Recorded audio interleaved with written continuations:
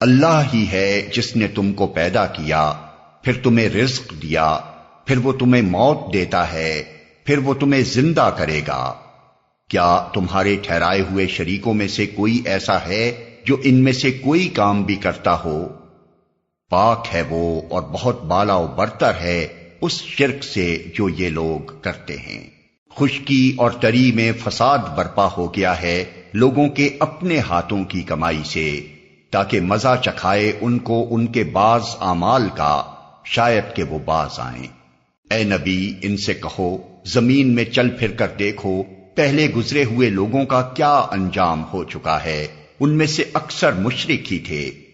پس اے نبی، اپنا رخ مضبوطی کے ساتھ جما دو اس دین راست کی سمت میں، قبل اس کے کہ وہ دن آئے جس کے ٹل جانے کی کوئی صورت اللہ کی طرف سے نہیں ہے۔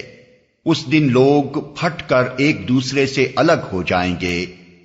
جس نے کفر کیا ہے اس کے کفر کا وبال اسی پر ہے، اور جن لوگوں نے نیک عمل کیا ہے وہ اپنے ہی لیے فلاح کا راستہ صاف کر رہے ہیں، تاکہ اللہ ایمان لانے والوں اور عمل صالح کرنے والوں کو اپنے فضل سے جزا دے۔